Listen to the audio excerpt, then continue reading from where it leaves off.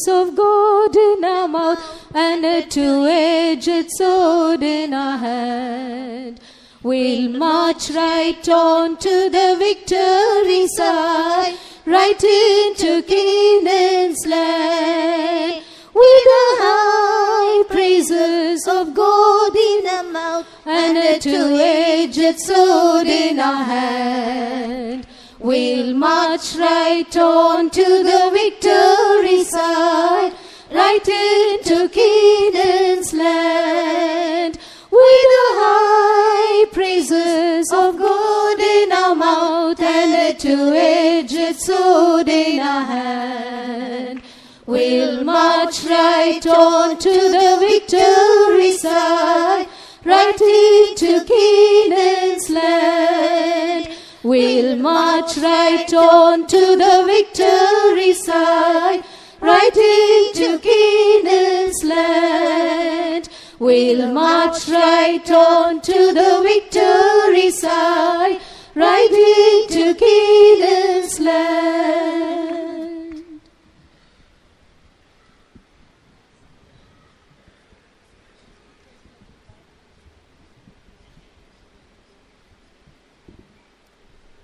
Hallelujah.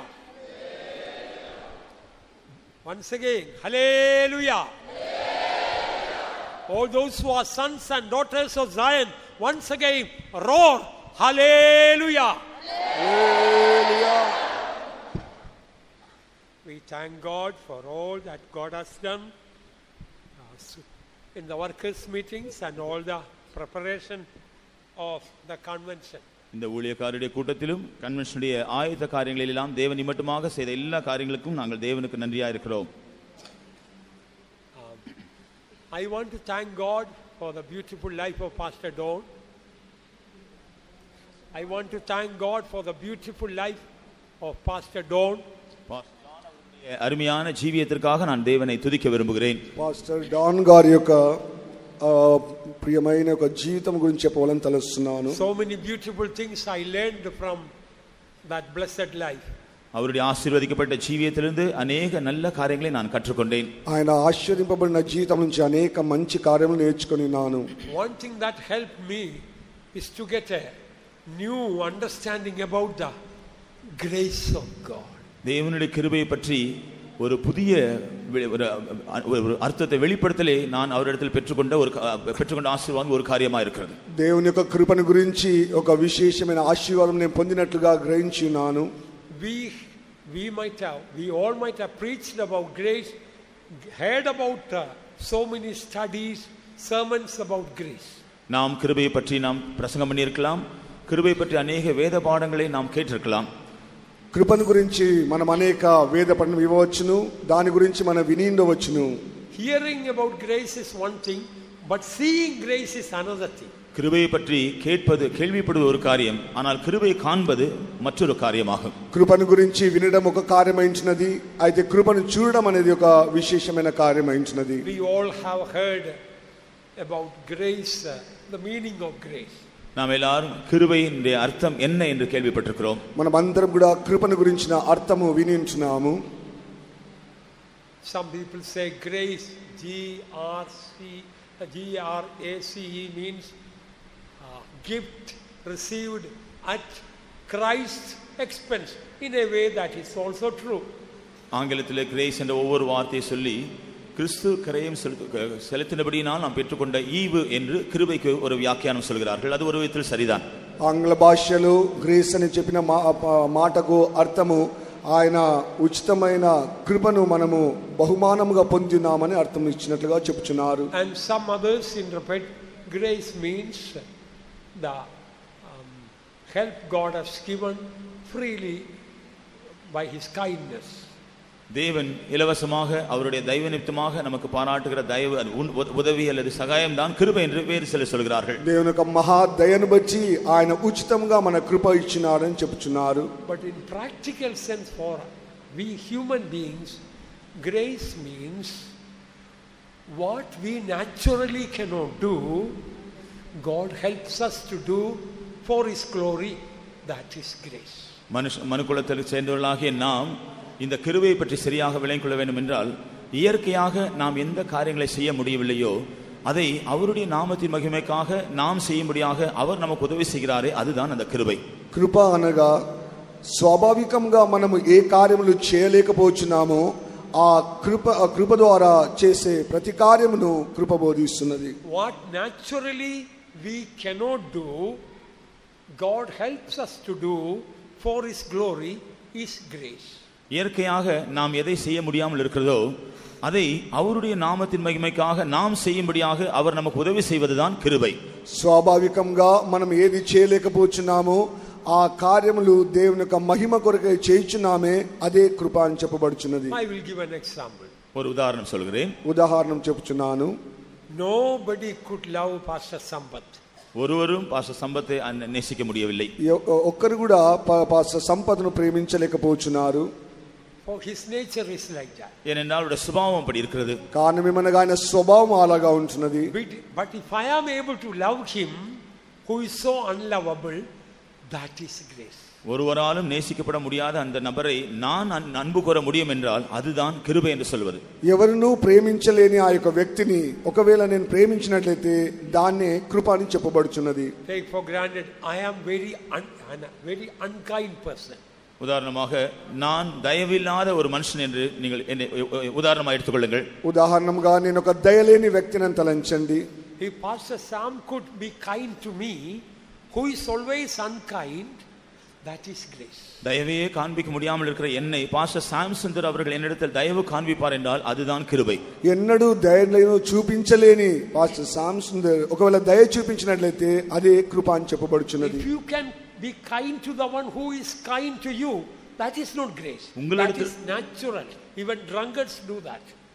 உங்களிடத்திலே தயவாக இருக்கிற ஒருவரிடத்தில் நீங்களும் தயவு காண்பிப்பீர்கள் என்றால் அது கிருபை அல்ல, அது ஒரு இயற்கையான காரியம்தான். குடிகாரன் கூட அப்படி செய்வான். ఎవరు నీకు దయ చూపిస్తున్నారు వారికి నువ్వు దయ చూపించినట్లయితే అది కృప కాదు.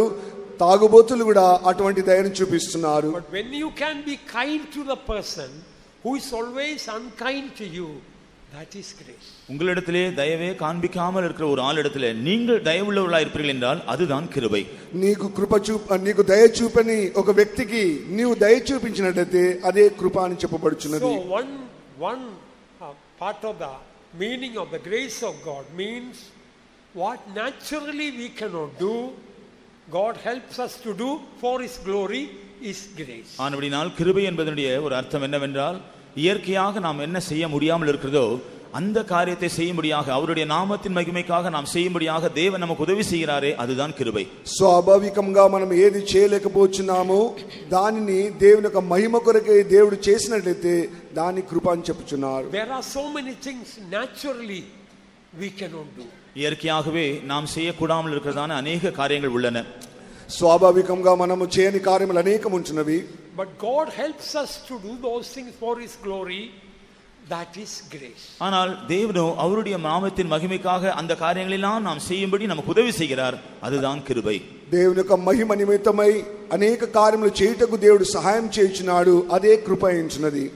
In many ways God wants to reveal this grace to us. பல விதங்களில் தேவன் அவருடைய கிருபையை நமக்கு வெளிப்படுத்த விரும்புகிறார். పలు విధములుగా దేవుని యొక్క కృపను మనకు బయలుపరచుట కోరుచున్నాడు. Some of us think grace started from the day of Pentecost or from Calvary.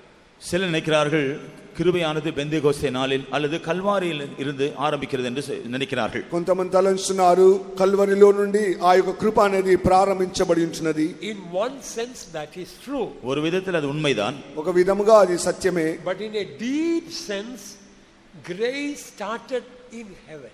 ஆனால் ஆழ்ந்து நாம் கவனிக்கும் பொழுது கிருபையானது பரலோகத்திலிருந்து ஆரம்பித்திருக்கிறது. అయితే లోతైన విధంగా మనం ధ్యానించినట్లయితే కృప అనేది పరలోకంలో ప్రారంభించబడినది. When Father decided to send the Son to die for mankind, that is grace manifested by the Father.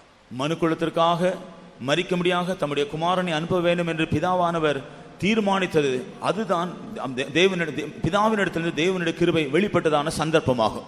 మానవ నిమిత్తమై రక్షణ నిమిత్తమై ఒక కృపను ఆ పరలోకములో ఎప్పుడైతే కుమారుని పంపుటగాను నిర్ణయించినాడో అప్పుడే కృప అనేది ప్రారంభించబడినది. So in that sense grace started from the Father. ஆகவே அந்த விதத்தில் நாம் சிந்திக்கும் பொழுது பிதாவின் இடத்திலிருந்து தான் கிருபையானது ஆரம்பித்தது. ఇంకో విధంగా తలంచినట్లయితే కృప అనేది అక్కడ నుండే ప్రారంభించబడినది. Jesus came down from heaven, that is grace for us.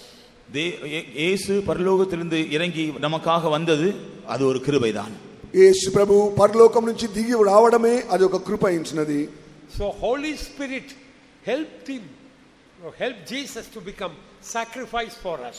That is grace. பரிசுத்த ஆவியானவர் கர்த்தராகிய இயேசு கிறிஸ்துவை நமக்காக பலியாக ஒப்புக்கொடுக்கும்படியாக உதவி செய்தார், அதுவும் கிருபைதான். పరిశుద్ధాత్మ దేవుడు ప్రభుని యేసుక్రీస్తును మన కొరకు బలిగా మార్చడమే అది కృప అయినది. So in the blessed triune God, first we find the grace. ஆனபடியால் ஆசீர்வதிக்கப்பட்ட அந்த திருத்துவ தேவனில் தான் முதலாவதாக நாம் கிருபை காண்கிறோம். ఆ యొక్క తిరుత్వ దేవుడు కృపాసనం నుండి ఆ యొక్క కృపను పంపించినాడు. Then in the garden of Eden we see grace. ఏదెన్ తోటத்திலும் కూడా நாம் கிருபை காண்கிறோம். ఏదెన్ తోటలో కూడా మనం ఆ కృపను చూడగలుగుతున్నాము. Man should not eat of the fruit of the tree of good and evil, that was the law. நன்மை தீமை அறியக்கூடியதான விருட்சத்தின் கனியை மனுஷன் புசிக்க கூடாது என்பது ஒரு பிரமாணம். మంచి చెడ్డల యొక్క వృక్ష ఫలమును తినకూడదని చెప్పినారే అది ప్రమాణమైనది. Man broke the law. தேவன் மனுஷன் அந்த பிரமாணத்தை உடைத்து விட்டான். అయితే మానవుడైతే ఆ యొక్క ప్రమాణమును పగలగొచ్చినాడు. Then grace, how did grace was manifested? அந்த இடத்திலே எவ்விதமாக தேவனுடைய கிருபை வெளியரங்கமானது? అక్కడ దేవుని యొక్క కృప ఎలాగూ ప్రకటింపబడినది? An animal was killed to clothe Adam with a coat of skin, and the God himself came down to the Garden of Eden and clothed him with a coat of skin. That was grace. தேவனே Eden தோட்டத்தில் இறங்கி வந்து மனுஷனுக்கு தோல் உடைகளை உடுத்தினார், அதற்காக ஒரு மிருகம் கொல்லப்பட்டது, அதுதான் கிருபை. దేవుడే ఆ యొక్క తోటలో ఒక మృగమును చంపి ఆ యొక్క తోలును తీసి వస్త్రములుగా చేసి వారు ధరింపజేసినారే అదే కృప అయినది. Now there are some areas we don't realize how grace works. சில வேளையிலே நம்முடைய ஜீவியத்தின் சில பகுதிகளில் கிருபை క్రియ చేయ முடியாமல் இருக்கிறதான சில பகுதிகளை நாம் காணக்கூடும். మన జీవితంలో కొన్ని భాగంలో దేవుని యొక్క కృప క్రియ చేయకపోవటం మనం గ్రహిస్తున్నాము. When God is blessing us, we all agree it is the grace of God. தேவன் நம்மை ஆசீர்வதிக்கும் பொழுது அது தேவனுடைய கிருபை தான் என்று நாம் எல்லாரும் ஒத்துக்கொள்கிறோம். దేవుడు మనల్ని ఎప్పుడైతే ఆశీర్వదిస్తున్నారో అప్పుడు మనము కృప పొందినామని తలస్తున్నాము. But may I tell you something to shock you now? ஆனால் நீங்கள் அதிர்ச்சி அடையக்கூடிய ஒரு காரியத்தை இப்பொழுது நான் உங்களுக்கு சொல்லட்டுமா? అయితే మీకు ఒక ఆశ్చర్యం కలిగించే ఒక కార్యం చెప్పగలనా? Please listen. దయவு செய்து కవనింగల్. దయచేసి వినండి. When God is punishing you, that is also grace of God. தேவன் உங்களை தண்டிக்கும் பொழுதும் அதுவும் கூட அவருடைய கிருபை தான். దేవుడు మిమ్మల్ని శిక్షించినప్పుడు అది కూడా కృపయే. When God is punishing you, that is the grace of God. தேவன் உங்களை தண்டிக்கும் பொழுது அதுவும் கூட அவருடைய கிருபை தான். దేవుడు మిమ్మల్ని ఎప్పుడైతే శిక్షిస్తున్నాడో అది కూడా దేవుని కృప అయినది. Let us look at the word of God. தேவனுடைய வசனத்தில் நாம் அதை கவனிப்போமாக. దేవుని యొక్క వాక్యం మనం చూచెదము. After man sinned, God put him out of the garden. மனுஷன் பாவம் செய்த பொழுது அவனை தோட்டத்தை விட்டு தேவன் வெளியே அனுப்பிவிட்டார். ఎప్పుడైతే మానవుడు పాపం చేసినాడో దేవుని యొక్క తోటలో నుండి వాని బయటికి గెంటి వేసినాడు. God kept two cherubims with a flaming sword to watch over the gate of Garden of Eden. ஏதேன் தோட்டத்தினுடைய வாசலில் இரண்டு தூதர்கள் சுடரொளி பட்டயத்தோடு நின்று காவல் செய்யும்படியாக வைத்தார். అగ్ని జ్వాలతో కూడిన రెండు ఖడ్గములు పట్టుకున్న ఆ యొక్క కేరూబులను ఆ యొక్క ద్వారం ఎదుట కావలి పెట్టినాడు. For all of us it looks like a punishment, isn't it? நான் இதை காணும் பொழுது நம்ம எல்லாருக்கும் இது ஒரு தண்டனை போல தெரிகிறது இல்லையா? మనమందరం చూసినప్పుడు అది ఒక శిక్షగానే కనబడుచున్నది కదా. No, beloved ones, it was the great grace of God. அருமையானவர்களே, அப்படி இல்லவே இல்லை, அதுவும் கூட தேவனுடைய கிருபை தான். ప్రియమైన వారలారా, అలా కాదు, అది కూడా దేవుని యొక్క కృప ఇచ్చినది. Suppose God had kept him to continue in the Garden of Eden, can you guess what could have happened? ஒருவேளை தேவன் மனுஷனை ஏதேன் தோட்டத்திலிருந்து வெளியே அனுப்பாமல் உள்ளே வைத்திருந்திருப்பார் என்றால் என்ன சம்பவித்திருக்கும் என்று நீங்கள் யூகிக்க முடிகிறதா? ఒకవేళ మానవుని ఏదెన్ తోట నుంచి బయటికి పంపివేయకుండా అందులోనే పెట్టినట్లయితే ఏమి సంభవించినో మీకు తెలుసునా? All right, I have forgiven him. Let him continue to enjoy the Garden of Eden. நான் அவனை மன்னித்து விட்டேன், பரவாயில்லை, இனி அவன் ஏதேன் தோட்டத்தில் அவன் இருக்கிற போய் அவன் எல்லாவற்றையும் அனுபவித்துக் கொள்ளட்டும் என்று அவர் சொல்லி இருந்திருப்பார். నిన్ను క్షమించినాను గనుక ఇక మీద నువ్వు తోటలో ఉన్న సమస్తం నువ్వు అనుభవించవచ్చునని చెప్పవచ్చును. I don't want to put him out of the garden. தோட்டத்திலிருந்து நான் அவனை வெளியே துரத்த விரும்பவில்லை, నేను తోటలో నుంచి బయటికి పంపివేయను అని తలంచిండవచ్చును. Tell any one of you, tell then what could have happened to. அப்படி இருந்திருந்தால் என்ன சம்பவித்திருக்க கூடும் என்று நீங்கள் யாராவது ஒருவர் சொல்லுங்கள். అలాగైనట్లయితే ఏమి సంభవించదో ఎవరైనా చెప్పగలరా? What could have happened to Adam? ஆதாமுக்கு என்ன சம்பவித்திருக்கும்? ఆదాముకి ఏం సంభవించేది? All life miserably. Even today he will be alive with all his sickness and pain and agony. With his suffering will never come to an end. அவன் ஜீவிய காலமெல்லாம், ஏன் இப்பொழுதும் கூட ஜீவனோடு அவன் இருந்திருப்பான், ஆனாலும் வியாதிகள், வேதனைகள், நிர்பந்தமான நிலைமைகள், சாபங்கள், இப்படிப்பட்ட நிலைமையில் தான் அவர் இருந்திருக்க கூடும். அவைகளிலிருந்து ஒன்றிலும் இருந்து அவன் விடுபட்டிருக்க முடியாது. జీవిత కాలం అంతయు అనగా వ్యాధి చేత వేదన చేత ఇప్పటి వరకు కూడా ఆయన వేదన పడుతూనే ఉండేవాడు. His sickness and suffering and pain will not have an end. அவனுடைய வியாதிகள், அவனுடைய வேதனைகள், அவனுடைய பாடுகளுக்கு முடிவே இருந்திருக்காது. ఆయన యొక్క వ్యాధులకు, ఆయన యొక్క వేదనకు, ఆయన యొక్క శ్రమలకు ఒక ముగింపు లేకుండానే ఉండేది. But God in his mercy decided to bring an end to his life so that he may go to heaven and be comfortable there. அவனுடைய ஜீவியத்தினுடைய அந்த நிலைமையில் இருந்த ஜீவியத்துக்கு ஒரு முடிவு உண்டாக்கி அவன் பரலோகத்துக்கு போகும்பொழுது அதிலிருந்து விடுபட்டவனாக போகும்படியாக தான் தேவன் அதை செய்தார். ఆయన యొక్క జీవితంలో ఒక ముగింపు కలగజేయనట్లుగా ఆయనను బయటికి పంపించి పరలోకం కొరకు ఆయన సిద్ధపరిచినాడు. If God had kept man in the Garden of Eden, he would have eaten the fruit of the tree of life and live forever without dying. தேவன் அவனை ஏதேன் தோட்டத்திலேயே வைத்திருந்திருப்பார் என்றால் ஜீவ வருஷத்தின் கனி அவன் புசித்து என்றென்றைக்கும் மரிக்காமல் ஜீவனோடு இருந்திருப்பான். దేవుడు అతన్ని బయటికి పంపకుండా ఒకవేళ జీవవృక్ష ఫలము తినుటకు అనుమతించినట్లయితే అది తినేవాడు వాడు పరలోకంలో వెళ్ళకుండా అలాగే నివసించేవాడు. Read that verse. So it was the great mercy of God that God put him out of the Garden of Eden. அப்படினால் தேவன் அவனை ஏதேன் தோட்டத்தை வெளியே அனுப்பினது தேவன் அவன் மேல் பாராட்டின ஒரு பெரிய கிருபையை காண்பிக்கிறது. దేవుని ఏదెన్ తోటల నుండి బయటికి పంపినది అది మహా కృపయించినని వాక్యంలో రాయబడించినది. Which is the verse? That he may not eat of the tree of life and live forever. 2:22. Chapter 2 verse 22.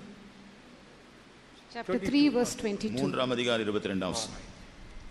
ஆதியாகமம் 3:22. ஆதிகாண்டம் 3వ అధ్యాయము 22వ వాక్యం. பின்பு தேவனாய கர்த்தர், இதோ மனுஷன் நன்மை தீமை அறியத்தக்கவனாய் நம்மில் ஒருவனைப் போல் ஆனான். இப்போதும் அவன் தன் கையை நீட்டி ஜீவ விருட்சத்தின் கனியை புசித்து என்னென்னைக்கு உயிரோடு இராதபடிக்கு செய்ய வேண்டும் என்று சொல்லி அவன் எடுக்கப்பட்ட மண்ணை பண்படுத்த தேவனாய கர்த்தர் அவனை Eden தோட்டத்திலிருந்து அனுப்பிவிட்டார். And the Lord God said, Behold, the man is become as one of us to know good and evil. And now lest he put forth his hand and take also of the tree of life and eat and live forever. అప్పుడు దేవుడైన యెహోవా, ఇదిగో మంచి చెట్టులను ఎరుగునట్లు ఆదాము మనలో ఒకని వంటి వాడాయను, కాబట్టి అతడు ఒకవేళ తన చెయ్యి చాచి జీవవృక్ష ఫలమును కూడా తీసుకొని తిని నిరంతరము జీవించునేమో అని. So if man had eaten the fruit of the tree of life, then he will never die.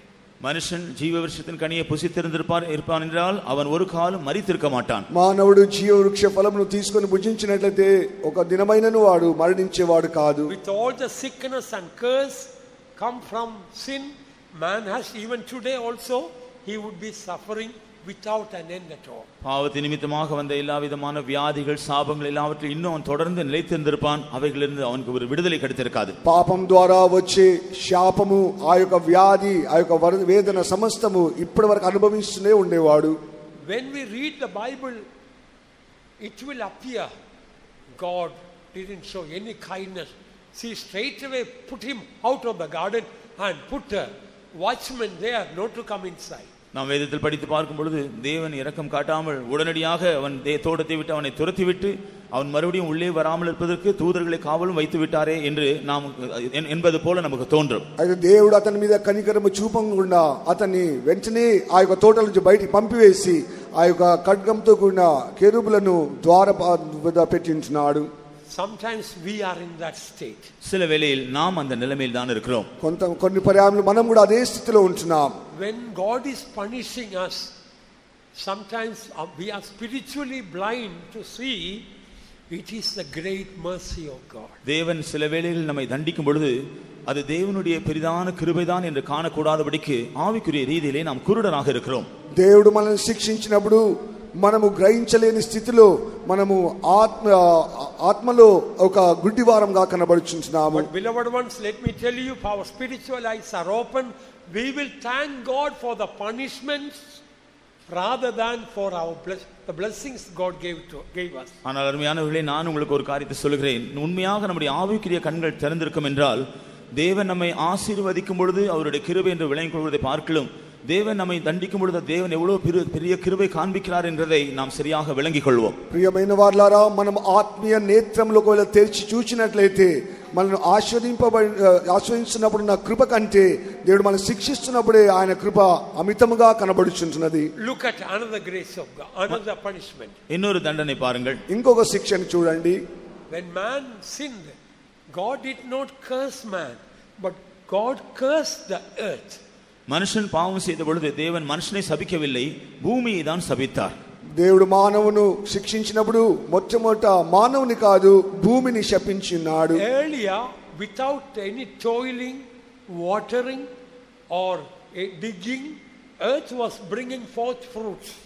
இதற்கு முன்பாக மனுஷன் எந்த விதத்திலும் பாடுபடாமல் கஷ்டப்படாமல் தண்ணீர் எல்லாம் ஊற்றாமலே భూమిயானது தன்னுடைய பலனை தந்து கொண்டிருந்தது. మొట్టమొదట చూసినట్లయితే మానవుడు దున్నకుండా నీళ్లు పోయకుండానే ఫలములు అలాగే ఫలించేది అనుభవించేవాడు. But after man sinned, God cursed the earth so that man may live with the sweat, with the labor of his life, he may find fruits. ஆனால் மனுஷன் பாவம் செய்த பின்போ தேவன் பூமியை சபித்தார். அது நிமித்தமாக மனுஷன் தன்னுடைய வேர்வை சிந்தி பாடுபட்டு அதன் பின்பு அதனுடைய பலனை அவன் அனுபவிக்க வேண்டியிருந்தது. మానవుడు ఎప్పుడైతే పాపం చేసినాడో అప్పుడు దేవుడు నేలను శపించినప్పుడు వాడు దాన్ని దున్ని చెమట కార్చి అతడు ఫలములు తీసుకొని రావాల్సి ఉండెను. How do we know that was the grace of God? That punishment was the grace of God. அந்த தண்டனையும் கூட தேவனுடைய கிருபைதான் என்று எப்படி நாம் விளங்கிக் கொள்ளலாம்? ఆ యొక్క శిక్ష కూడా దేవుని యొక్క కృప అని నువ్వు ఎలాగ చెప్పగలవు? Because after man sinned, God did not want man's eyes may be upon the earth, plentifully it may bring forth fruit. When he will labor hard here, his eyes will be upon God for blessing the earth, to make it fruitful. மனுஷன் பாவம் செய்த பின்பு பூமியானது அதற்கு முன்பாக இருந்தது போல செழிப்பாக இருந்திருக்கும் என்றால் அவனுடைய கண்கள் அவைகள் மேல் தான் இருந்திருக்கும். ஆனால் தேவன் அதை விரும்பவில்லை.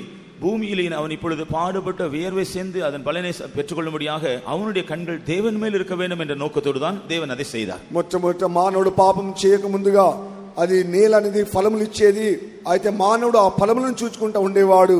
కానీ ఎప్పుడైతే వాడు శిక్షింపబడి ఉన్నాడో వాడు దున్నినప్పుడు ఆ యొక్క ఫలం నిమిత్తమే తన కన్నులను పైకెత్తి దేవుని చూడగలుగుచుంటున్నాడు. Let me tell you another truth.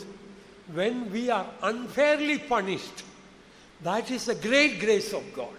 நான் இன்னொரு சத்தியத்தை உங்களுக்கு சொல்லட்டுமா? நாம் சில வேளையில் எந்த காரணமும் இல்லாமல் அல்லது நாம் தண்டிக்கப்படும் பொழுது அது தேவன் மேல் பாராட்டுகிறதான வேறொரு விசேஷமான கிருபையாக இருக்கிறது. ఇంకో సత్యం నేను ప్రకటిస్తున్నాను. ఏ శిక్ష వేయుటకు ఏ కారణం లేనప్పటికీ నువ్వు శిక్షింపబడినట్లయితే అది అత్యధికమైన కృపను బోధిస్తున్నది. Pastor Sambat didn't do any mistake, but I unfairly punished him. Pastor Sampath எந்த தவறும் செய்யவில்லை, ஆனால் எந்த தவறும் இல்லாமல் நான் தேவையில்லாமல் நான் தண்டித்து விட்டேன். పాస్టర్ సంపత్ ఏ తప్పు చేయడం లేదు, అయినప్పటికీ ఎటువంటి విధమైన కనికరం లేకుండా ఆయనను అధికంగా నేను దండించున్నాను. But if the spiritual eyes are open, we will find that is a greater grace. ஆனால் ஆவிக்குரிய கண்கள் திறந்திருந்தால் அது ஒரு பெரிய கிருபை என்று அவனுக்கு காண முடியும். ఒకవేళ ఆత్మీయ కళ్ళను ఆయన తెరిచి చూచినట్లయితే అది గొప్ప కృపను ఆయన చూడగలుగుచున్నాడు. When we are blind about that grace only, then God stops working in our life. நாம் அந்த கிருபையை காணக்கூடிய விதத்தில் காரியத்திலே குருடனாக காணப்படும் பொழுதுதான் தேவன் நம்முடைய ஜீவியத்தில் கிரியை செய்வதை நிறுத்தி விடுகிறார். ఎప్పుడైతే దేవుడు చేసే కార్యములను మనం గుడ్డివారుగా ఉండి చూడలేకపోతున్నామో అప్పుడు దేవుడు క్రియ చేయడం అనేది ఆపివేస్తున్నాడు. Let us look at an example about it. அதை பற்றி ஒரு உதாரணத்தை நாம் பார்க்கலாம். దాని గురించి ఒక ఉదాహరణ చెప్తున్నాను. Joseph was unfairly punished so many times. யோசேப்பு எந்த விதமான காரணம் இல்லாமல் பல சந்தர்ப்பங்களில் தண்டிக்கப்பட்டான்.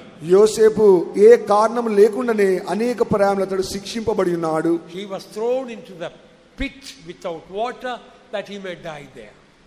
அவன் குழியிலே போடப்பட்டான். அங்கே மரிக்கக்கூடியதான சூழ்நிலை இருக்கும்படியாக குழியிலே போடப்பட்டான்.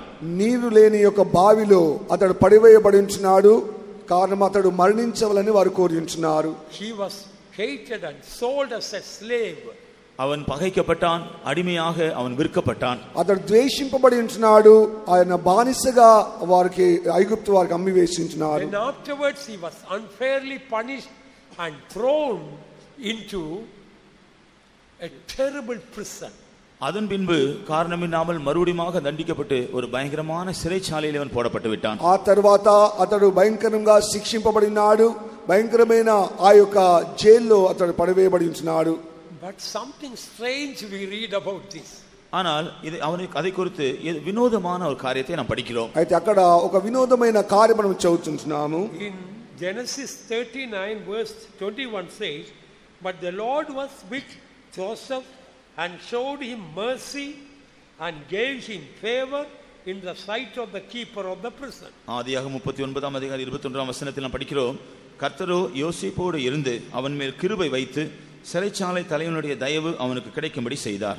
ఆదికాండం 39వ అధ్యాయంలో 22 వాక్యంలో మనం చదివినట్లయితే అక్కడ చెరసాల నాయకునికి కృపని చెరసాల నాయకుడు కనుదృష్టిలో అతని మీద కృపను చూపించగలిగినాడు. I think out of all the Bible verses this is a very strange verse. எல்லா வேத வசனங்களுக்கு மற்ற எல்லா வசனங்களை பார்க்கலாம் இந்த வசனமானது ஒரு வினோதமான வசனம் என்று நான் நினைக்கிறேன். వేద గ్రంథంలో ఉన్న అనేక వాక్యంలో ఇదొక ప్రత్యేకమైన వినోదమైన వాక్యంగా కనబడుచున్నది. After reading this everyone will ask number of questions. இந்த வசனத்தை வாசித்த பின்பு ஒவ்வொருவரும் अनेक கேள்விகள் இதிலிருந்து கேட்பார்கள். ఈ వాక్యం చదివిన తర్వాత ఒక్కొక్కరు అనేక విధములైన ప్రశ్నలు వేయుచున్నారు.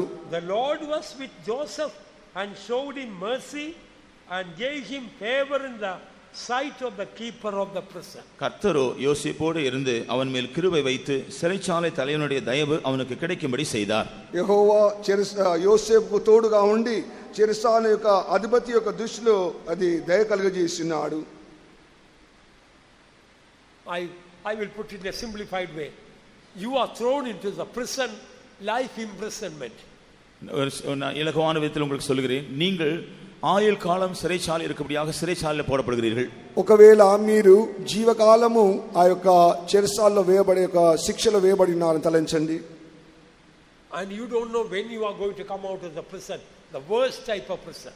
மிகவும் மோசமான ஒரு சிறைச்சாலையா இருக்கிறது. எப்பொழுது அந்த சிறைச்சாலையில் வெளியே வரப்போகிறோம் என்று உங்களுக்கே தெரியாமல் இருக்கிறது. ఒక కఠినమైన చెరసాల ఉండవచ్చును. నువ్వు ఎప్పుడు బయటికి వస్తావో నువ్వు ఎరగకుండా ఉండవచ్చును. Then a servant of God comes to the prison and prophesies. அங்கே ஒரு ஊழியக்காரன் வந்து ஒரு தீர்க்கதரிசி சொல்கிறார் என்று வைத்துக் கொள்ளுங்கள். ఒక సేవకుడు వచ్చి ఆ చెరసాల వద్ద ఒక ప్రవచనం చెప్పినారు తలంచండి. You are unfairly punished. You are innocent. நீ குற்றமற்றவன், ஆனால் குற்றத்தை தவறாக நீ தண்டிக்கப்பட்டிருக்கிறாய். నువ్వు నిర్దోషివై ఉంటున్నావు, అయినప్పటికీ నువ్వు కఠినంగా శిక్షింపబడినావు. And the prophet of God comes and prophesies. You know what he is prophesying? ஒரு தேவனுடைய தீர்க்கதரிசி வந்து அங்கே தீர்க்கதரிசனம் சொல்லுவார் என்றால் அவர் என்ன சொல்லுவார்? ఒక ప్రవక్త వచ్చి ఒక ప్రవచనం చెప్తున్నాడు. ఏం చెప్తున్నాడు తెలుసునా? God is with you. God has shown you great mercy. தேவன் உன்னோடு கூட இருக்கிறார். தேவன் உனக்கு ஒரு பெரிய கிருபை பாராட்டி இருக்கிறார். దేవుడు నీకు తోడై ఉంటున్నాడు. దేవుని ఒక గొప్ప కటాక్షం నీ మీద కుమ్మరించున్నాడు. You will say, I thought God has forsaken me. I thought God has forsaken me. நான் நினைத்தேன் தேவன் என்னை கைவிட்டு விட்டார் என்று தான் நினைத்தேன். నేను తలంచున్నాను దేవుడు నా చేయిని విడిచిపెట్టినాడు. Here I am unfairly punished. நான் எந்தவித காரணம் இல்லாமல் தண்டிக்கப்பட்டிருக்கிறேன். ఏ కారణం లేకుండా నేను ఇక్కడ శిక్షింపబడినాను. And you prophesy and say God has shown me grace. தேவன் எனக்கு கிருபை பாராட்டி இருக்கிறார் என்று நீங்கள் தனக்கு தீர்க்கதரிசனம் சொல்கிறீர்கள். దేవుడు నీ మీద కటాక్షం చూపిస్తున్నాడని నువ్వు ప్రవచిస్తున్నావు. If God had shown me grace, he would have released me out of the problem. தேவன் என் மேல் கிருபை பாராட்டி இருப்பார் என்றால் இந்த பிரச்சனையிலிருந்து அவர் என்னை விடுதலை ஆக்கி இருக்க வேண்டுமே. దేవుడు నా కృప చూపించినట్లయితే నేను చెరసాల నుంచి ఎప్పుడో విడుదల పొందేవాడిని కదా.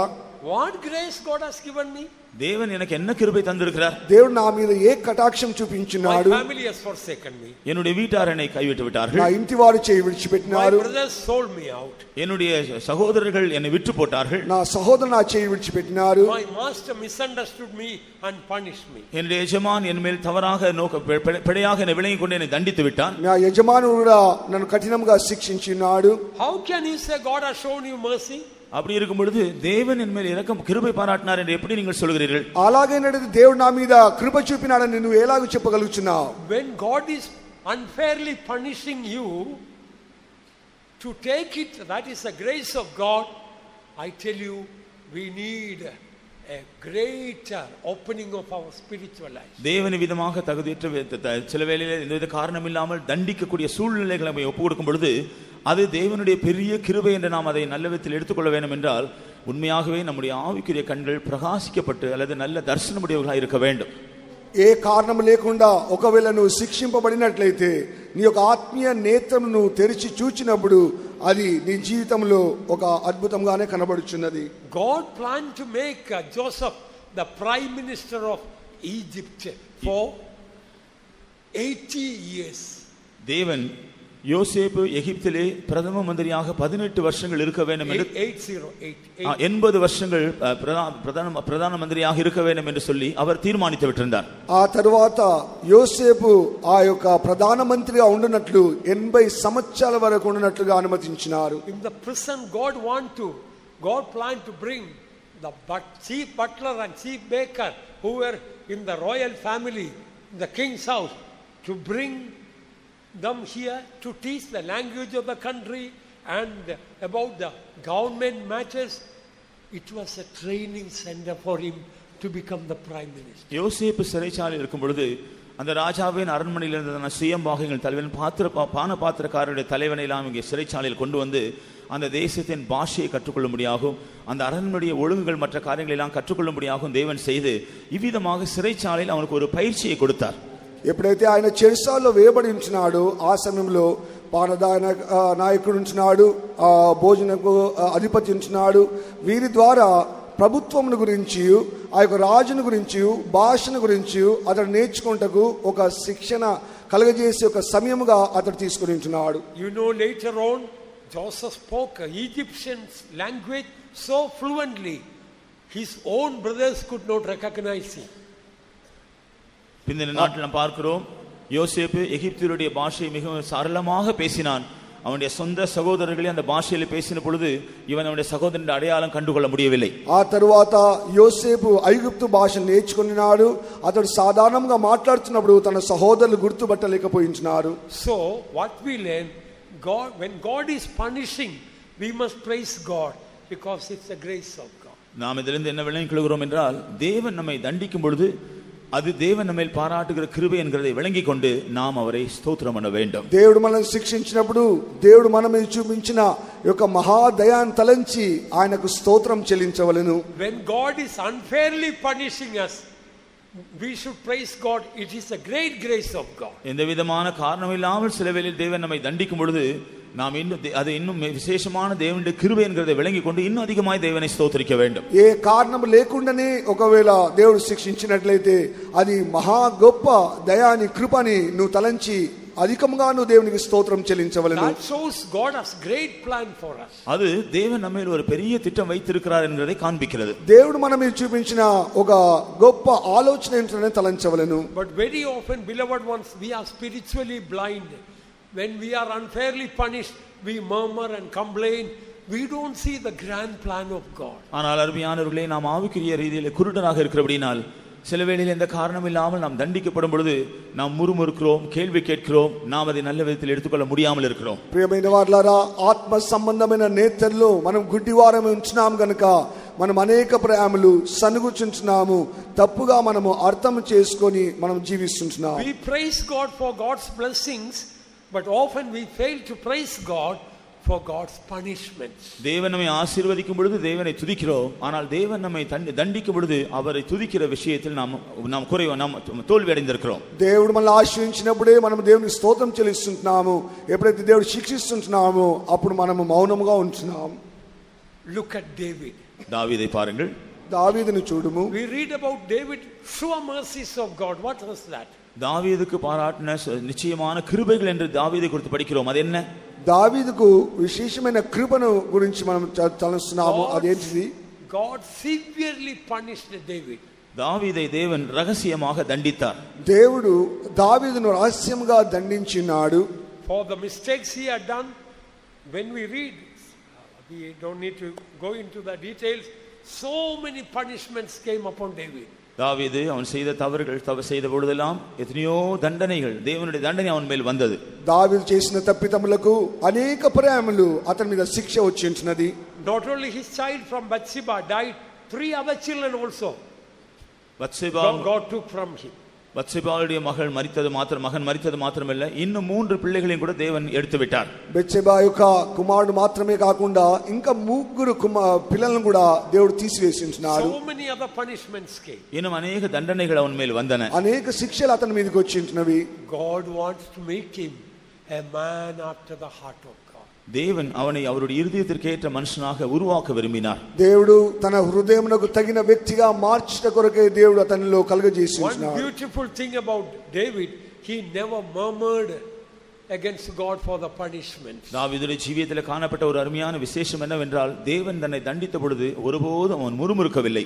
దావీదులో ఉన్న ఒక విశేషమైన అనుభవం ఏమనగా, దేవుడు శిక్షించినప్పుడు అతడు ఎన్నడూ కూడా సనగలేదు. On the other hand, he told the Lord, why this innocent flock is being punished? I am the one guilty. Please punish me. Let the plague come upon me. He told, what a beautiful spirit it is. அவன் சொல்கிறான், ஆண்டவரே, இந்த மந்தை எந்த விதமான தவறு செய்யவில்லை, குற்றமற்றதா இருக்கிறதே, நான் தானே தவறு செய்தேன், என்னை தண்டியும், என்மேல் வாதை வரட்டும் என்று சொல்லி அவன் கர்த்தரிடத்தில் கேட்கிறான். எவ்வளவு ஒரு நல்ல ஒரு இருதயம் அவனுக்கு இருந்தது. ప్రభువా, ఈ మంద ఏమి చేస్తున్నారు? పాపం చేసిన వారు నేను, నా మీద శిక్ష రానిము, ఆ యొక్క తెగుళ్లను నా మీద తీసుకొని రమ్మని ఒక మంచి ఆత్మ గలవాడై మాట్లాడించున్నాడు. Sometimes unfairly we may be scolded by not only our elders, even our subordinates may scold us. சில சந்தர்ப்பங்களில் எந்த விதமான காரணம் இல்லாமல் நமக்கு மூத்த ஊழியர்கள் நம்ம மேல் இருக்கிற அதிகாரத்தில் நடத்திப்புக்காரர்கள் மாத்திரமல்ல, சில வேளையில் நமக்கு கீழே இருக்கிறதான ஊழியர்களும் கூட நம்மை அவர்கள் கடிந்து கொண்டிருக்கக்கூடும். కొన్ని పర్యాయములు మన పైన అధికారులు మాత్రమే కాకుండా మన తోటి సేవకులు కూడా ఏ కారణం లేకుండానే మనల్ని బాగుగా తిట్టుచున్నారు. Sometimes our transfer may appear a punishment unfairly done. சில வேளையில் நம்முடைய மாற்றம் நமக்கு ஒரு தண்டனையாக, எந்த விதமான காரணம் இல்லாமலும் ஒரு தண்டனையை போல காணப்படும். కొన్ని పర్యాయములు మన మార్పులనేటివి ఏ కారణం లేకుండానే అది శిక్షగా కనబడుచున్నది. But at least hereafter shall we take that as a great grace of God to praise him. ஆனால் இனிமேலாகிலும் தேவனை துதிக்கும்படியாக தேவன் நம்ம மேல் அது பாராட்டுகிற அது பெரிய கிருபை என்று நாம் எடுத்துக்கொள்ளலாமா? ఇక మీదట దేవుడు మన మీద చూపుచున్న అత్యధికమైన కృపని మనము దాన్ని తీసుకుందాము గాక. Shall we praise God that when we are unfairly punished, God will give us grace to take it as a great grace of God. Shall we praise God? விதமாக எந்த விதமான காரணங்கள் இல்லாமல் நாம் தண்டிக்கப்படுகிற சூழ்நிலைகள் வரும்பொழுது தேவன் அது நம்மேல் பாராட்டுகிற பெரிய கிருபை என்கிறதை விளங்கிக்கொள்ள ஆண்டவர் நமக்கு உதவி செய்ய நம்ம எல்லாரும் அவரை ஸ்தோத்திரம் பண்ணுவோம். ఏ కారణం లేకుండానే దేవుడు మనల్ని శిక్షించినప్పుడు అది మన గొప్ప భాగ్యమని తలంచి మన హృదయపూర్వకంగా మనం దేవుని స్తోత్రించడం గాక.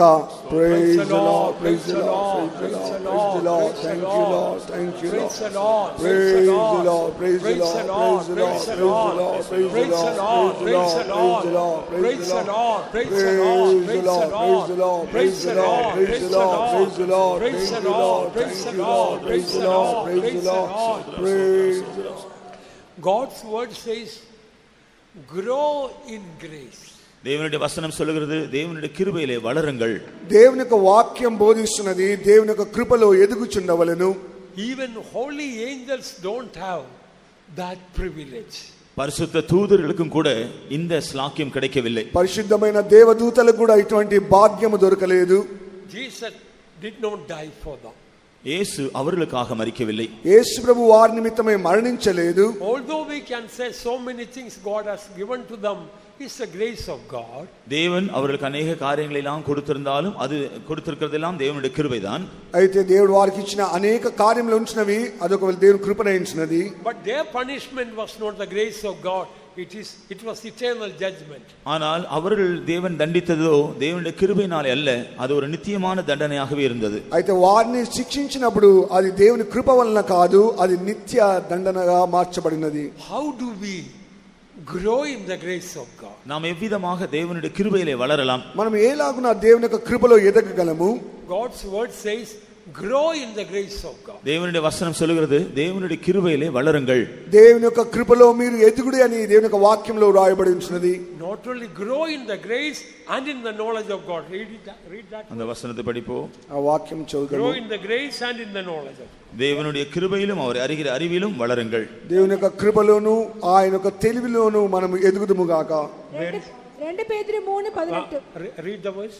Tell me the reference. 2 பேதுரு 3:18. நம்முடைய கர்த்தரும் second 2 பேதுரு 3:18. 3:18. Read. நம்முடைய கர்த்தரும் இரட்சகருமாகிய இயேசு கிறிஸ்துவின் கிருபையிலும் அவரை அறிகிற அறிவிலும் வளருங்கள். அவருக்கு இப்போதும் என்னைக்கு மகிமை உண்டாவதாக. ஆமென். But grow in grace and in the knowledge of our Lord and Savior Jesus Christ. To him be glory both now and forever. Amen. మన ప్రభువును రక్షకుడైన యేసుక్రీస్తు అనుగ్రహించు కృపయందును జ్ఞానమందును అభివృద్ధి పొందుడి. This both will go together. இந்த இரண்டு காரியங்களும் ஒன்றாக சேர்ந்து தான் போகிறது. ఈ రెండు కూడా చేరి వెలుచున్నట్లుగా చూస్తున్నాము. Grow in grace and grow in the knowledge of the Lord. கிருபையில் வளருவதும் தேவனை அறிகிற அறிவிலும் வளருவதும். కృపయందును జ్ఞానమందును అభివృద్ధి చెందుడి. Once Pastor Don told, ஒரு முறை பாஸ்டர் டான் சொன்னார், ఒక పర్యాయం పాస్టర్ డాన్ గారు ఇలాగ చెప్పారు, knowledge of God or knowledge of Jesus means God is humble. கர்த்தராகிய இயேசு கிறிஸ்துவை பற்றிய அறிவு அல்லது தேவனை பற்றிய அறிவு என்று சொல்லும் பொழுது தேவன் தாழ்மையுள்ளவர். దేవుని యొక్క జ్ఞానమనగా ప్రభు ఆ జ్ఞానమనగా అది తగ్గింపు అని చెప్పబడుచున్నది. Therefore humble people only can know God. ஆகவே தாழ்மையுள்ளவர்களுக்கு தான் தேவனை அறிந்து கொள்ள முடியும். తగ్గింపు గల ప్రజలు మాత్రమే దేవుని యొక్క జ్ఞానం ఎరగగలుగుచున్నారు. Others can get a head knowledge but not the heart knowledge. ஆனால் மற்றவர்களுக்கோ தேவனை பற்றிய அவருடைய தலையில அறிவு தான் உண்டாகும் ஒழிய இருதயபூர்வமாக அவர்களுக்கு அந்த அறிவு உண்டாகாது. కొంతమంది జీవితంలో వారి తలలోనే జ్ఞానం ఉంటుంది కానీ వారికి తగ్గింపు ఉండడం లేదు. Pastor Don used to say God is humble. That is why he can freely forgive anyone anytime. Pastor Don சொல்லுவார், தேவன் தாழ்மையுள்ளவராக இருக்கிறார், அப்படினால் நாம் யாரையும் எந்த வேளையிலும் நாம் முற்றிலுமாக இலவசமாக மன்னிக்கலாம். దేవుడు తగ్గింపు గలవాడు గనుక ఆయన ఎటువంటి వారినైనా సరే ఏ విధముగా చేసిన వారిని తప్పుతములను క్షమించువాడై ఉంటున్నాడు. Sometimes we partially forgive others. சில வேளையில் நாம் கொஞ்சம் தான் மற்றவர்களை மன்னிக்கிறோம். కొన్ని పర్యాయములు మనం కొద్ది భాగం వరకు వారిని క్షమిస్తున్నాము. Sometimes we may forgive but we don't do anything good for the people whom we have forgiven. சில வேளையில் நாம் சிலருக்கு மன்னிக்கலாம், ஆனால் மன்னிக்கிறவர்களுக்கு நாம் எந்த நன்மையும் செய்யாமல் இருக்கலாம். కొన్ని పర్యాయములు మనం ఇతరులను క్షమిస్తున్నాము కానీ క్షమించిన వారికి మనం మేలు చేయడం లేదు. That means we are not humble. அதன் அர்த்தம் நாம் தாழ்மையுள்ளவர்களாக இல்லை. దాని అర్థం ఏమనగా మనకు తగ్గింపు లేదు. Grow in grace and in the knowledge of the Lord. கர்த்தரை அறிகிற அறிவிலும் அவருடைய கிருபையிலும் வளர வேண்டும். కృపయందును జ్ఞానమందును అభివృద్ధి పొందవలెను. Only humble people can know God who is humble. தாழ்மையுள்ளவர்களுக்கு மாத்திரமே தாழ்மையுள்ளவராக இருக்கிற தேவனை அறிந்து கொள்ள முடியும். తగ్గింపు గల వారికి మాత్రమే తగ్గింపు గల దేవుని అర్థం చేసుకోగలుగుతున్నారు. That is why the word of God says that he giveth grace to the humble. ஆகவே தான் தேவனுடைய வசனம் சொல்கிறது என்னவென்றால் அவர் தாழ்மையுள்ளவர்களுக்கு கிருபை அளிக்கிறார். అందుకొరకే దేవుని యొక్క వాక్యంలో దీనులకు ఆయన కృపను అనుగ్రహిస్తున్నాడని రాయబడినది. Do you know there is a dying grace? மரிக்கும் பொழுது உண்டாகிற மரிக்கிறதான கிருபை என்ற ஒரு கிருபை உண்டு, உங்களுக்கு தெரியுமா? మరణించే ఒక కృప ఉన్నదని మీకు తెలుసునా? Our last day has a special, God has kept a special grace. நம்முடைய கடைசி நாளில் நம்முடைய கடைசி காலத்தில் தேவன் நமக்கு ஒரு விசேஷமான கிருபை வைத்திருக்கிறார். మనం మరణించే చివరి దినమున కూడా ఒక ప్రత్యేకమైన కృపను దేవుడు పెట్టించున్నాడు. As we grow in that grace, whether it is our rapture or departure, that grace will be revealed, the word of God says. நாம் அந்த கிருபையிலே வளர்ந்திருக்கும் பொழுது நாம் இந்த உலகத்தை விட்டு மரணத்தின் மூலமாக கடந்து போவதா இருந்தாலும் அல்லது கர்த்தருடையவர்கள் எடுத்துக்கொள்ளப்படக்கூடியதான ஸ்லாக்கியம் பெற்றவர்களா இருந்தாலும் அந்த கிருபை நாம் அனுபவிக்கலாம். ఎప్పుడైతే మనం కృప చేత నింపబడుచున్నామో ఎదుగుచుంటున్నామో అప్పుడు మనము పునరుత్థానమై లేచినప్పుడు కానీ మనము రాకడలో ఎత్తబడినప్పటికీ ఆ కృప మనకు సహాయం So చేయుచున్నది. when we grow in the grace, the last day, whether it is our death or rapture, grace will be perfected. நம்முடைய கடைசி நாள், நாம் தேவனுடைய கிருபையில் வளர்ந்தவர்களாக இருந்து நம்முடைய கடைசி நாள், அதாவது நம்முடைய மரணத்தினாலோ அல்லது கர்த்தருடைய வருகையினாலோ எடுத்துக்கொள்ளப்படுற நாளாக இருந்தால் அன்றைக்கு நம்முடைய ஜீவியத்தில் அவருடைய கிருபை பூரணப்பட்டிருக்கும். మనం ఎప్పుడైతే కృపలో అభివృద్ధి చెందుచున్నామో, మనము మరణించినప్పుడు పునరుత్థానులైనప్పుడు సరే, లేనైతే ప్రభు రాకడకు ఎత్తబడుతున్నప్పుడు ఆ కృప పరిపూర్ణమగుచున్నది. That is why I often say our death should glorify God. ஆகவேதான் நான் அடிக்கடி சொல்லுகிற விஷயம் என்னவென்றால், நம்முடைய மரணம் தேவனை மகிமைப்படுத்துவதற்கு ஏதுவாக இருக்க வேண்டும். అందుకొరకే మన మరణం అనేది ఎప్పుడు దేవుని మహిమపరిచే విధంగా ఉండవాలని నేను పదే పదే చెప్తున్నాను. We should not die like the sinners and backsliders. பாவிகளைப் போலவும் பின்மாற்றக்காரரைப் போலவும் நாம் மரிக்க கூடாது. పాపుల వలనో వెనుకబడిపోయిన వారి వలనో మనం మరణించకూడదు. Where do we read in the Bible there is a grace kept for us while we are dying? நாம் மரிக்கும் பொழுது நமக்காக ஒரு கிருபை வைக்கப்பட்டிருக்கிறது என்கிறதை நாம் எங்கே வேதத்தில் படிக்கலாம்? మనం మరణించే సమయంలో కృప మన కొరకు నియమింపబడి ఉన్నది ఎక్కడ రాయబడి ఉన్నది? If we have that dying grace, then we can shout, death is swallowed up in victory. அந்த மரிக்கும் பொழுது பெற்றுக்கொள்ளக்கூடிய அந்த கிருபை உடையவர்களாக நாம் இருப்போம் என்றால், மரணமானது ஜெயமாக விழுங்கப்பட்டது என்று நாம் தைரியமாக சவால் விடலாம். ఎప్పుడైతే మన కృప సమృద్ధిగా ఉంటున్నదో అప్పుడు మరణం అనేది విజయమందు మృంగివేయబడినది ధైర్యముగా మనం చెప్పగలుగుతున్నాం. Look at the dying grace in Hebrews chapter 2 verse 9. எபிரேயர் 2ஆம் அதிகாரம் 11ஆம் வசனத்தில் அந்த மரிக்கும் பொழுது உண்டாகிற கிருபையை பற்றி படிக்கலாம். ఎబ్రీ రాసిన పత్రిక 2వ అధ్యాయం 9వ వాక్యంలో మరణించేటప్పుడు మనకు దొరికే కృపను చూపిస్తున్నది. என்றாலும் தேவனுடைய கிருபையினால் ஒவ்வொருவருக்காகவும் மரணத்தை ருசி பார்க்கும்படிக்கு that he by the grace of God should taste death for every man. దేవుని కృప వలన ఆయన ప్రతి మనిషిని కొరకు మరణం అనుభవించినట్లు, by the grace of God tasting death. దేవుని కృపైనాలే మరణத்தை రుచి பார்த்தார். దేవుని కృప వలన మరణమును ఆయన రుచి చూడగలిగినాడు. So our death will be, or the last moments will be, according to now the proportion of the growth in the grace of God. ஆகவே நாம் எந்த அளவுக்கு நம்ம இப்பொழுது இந்த நாட்டில் கிருபையில் வளர்கிறோமோ அந்த அளவிற்கு ஏற்றபடிதான் நம்முடைய மரணத்தின் நாள் அல்லது நம்முடைய கடைசி நாள் இருக்கும். మనం ఎంతగా కృపలో అభివృద్ధి పొందుచున్నామో అంతవరకు మరణం యొక్క చివరి వరకును ఆ కృప మనలో create చేయుచున్నది. If you live in disgrace, your death will be a disgrace also. நீங்கள் கிருபையை மட்டுப்படுத்துகிறவர்களாக இருப்பீர்கள் என்றால் உங்களுடைய மரணமானது கிருபையை அவமதிக்கக்கூடியதாக காணப்படும். నువ్వు కృపను ఒకవేళ తృణీకరించినట్లయితే నువ్వు మరణించే సమయంలో కృప నీ యొద్ద లేకుండా పోచున్నది. Now no grace to live a holy life. இப்பொழுது பரிசுத்த ஜீவியம் செய்கிற கிருபை இல்லை. పరిశుద్ధ జీవితం చేయటకు నీ కృప లేదు. Now no grace to live a overcoming life. ஜெய ஜீவியம் செய்யக்கூடிய கிருபை இல்லை. జయ జీవితం చేయటకు నీ కృప లేకుండా పోయినది. Now no grace to overcome pride.